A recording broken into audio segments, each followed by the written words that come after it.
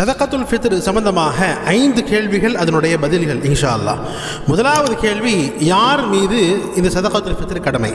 இரண்டாவது, எவ்வளவு தர வேண்டும்? மூன்றாவது, யார் யார் தர வேண்டும்? நான்காவது, எப்போது தர வேண்டும்? ஐந்தாவது, இந்த சதகத்துல் ஃபித்ர் ஏன் தர வேண்டும்? இந்த 5 கேள்விகளுக்கு பதில் பார்ப்போம் இன்ஷா அல்லாஹ். முதலாவது கேள்வி, யார் மீது கடமை என்று சொன்னால், யார் மீது ஜகாத் கடமையாக இருக்கிறதோ அவர்கள் மீது இந்த பெருநாளுடைய அன்னைக்கு பெருநாள் தொழுகை போகிறதுக்கு முன்னாலே இந்த சதகத்துல் ஃபித்ர் கொடுப்பது கடமையாக இருக்கிறது. சரி, ஒருத்தர் மேலே ஜகாத் கடமை இல்லை, ஆனால் வசதியாக இருக்கிறார். ஜகாத் கொடுக்கும் அளவுக்கு பணம் இல்லை, ஆனாலும் வசதியாக இருக்கிறாரு. ஒருத்தர் சார்பாக 90 ரூபா 100 ரூபா அன்னைக்கு கொடுக்கறதில்ல, எந்த விதமான சிரமம் இல்லை என்று சொன்னால் அவரும் இந்த தொகையை கொடுத்து விட வேண்டும். முதலாவது. இரண்டாவதாக, எவ்வளவு தர வேண்டும்? நாம் பொருளாகவும் தரலாம், அதே மாதிரி அதனுடைய கிரயமும் நாம் தரலாம். பொருளாக தரணும் என்பதாக சொன்னால் ஹனஃபி மதஹபின் பிரகாரம் 1 கிலோ 633 கிராம் கோதுமை தர வேண்டும், அல்லது அதனுடைய கிரயம் 90 ரூபா நம்ம தந்துவிட வேண்டும். மூன்றாவது கேள்வி, யார் யார் தர வேண்டும்? வீட்டில் இருக்கக்கூடிய கணவன், மனைவி, பிள்ளைகள் எல்லார் சார்பாக தர வேண்டும். கணவன் அவரும் கொடுத்துருவார், மனைவி அவங்களும் கொடுப்பாங்க இன்ஷா அல்லாஹ். அதே மாதிரி வீட்டில் இருக்கக்கூடிய பிள்ளைகளுக்கும் அவங்க சார்பாகவும் பெற்றோர்கள் தர வேண்டும்.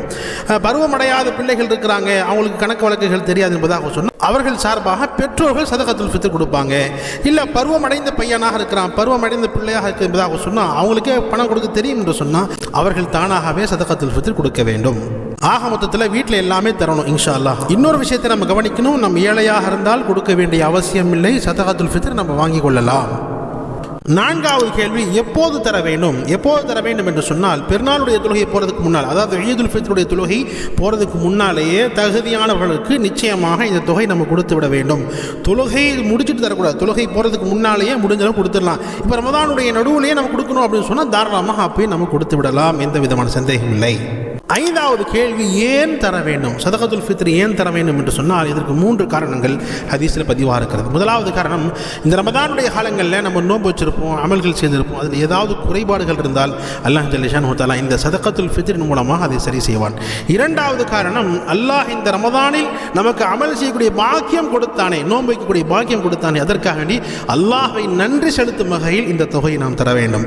மூன்றாவதாக, இந்த ரமதானுடைய காலங்களில் நாம் பெருநாளுக்காக வேண்டி எப்படியெல்லாம் சந்தோஷமாக நல்ல துணிமணிகள் போட்டு நல்ல உணவுகள் சாப்பிடுகிறோமோ அதே மாதிரி இல்லாதவர்கள், ஏழை மக்களும் அதை சரியாக கொண்டாட வேண்டும் என்பதற்காக இந்த சதகத்துல் ஃபித்ர் ஏழை பால மக்களுக்கு நம்ம நிச்சயமாக தர வேண்டும். அல்லாஹ் ஜல்ல ஷானஹு வ தஆலா விஷயத்தை சரியாக விளங்கி அதன் பிரகாரம் அமல் செய்யக்கூடிய பாக்கியம் தந்து அருள்வானாக. ஆமீன்.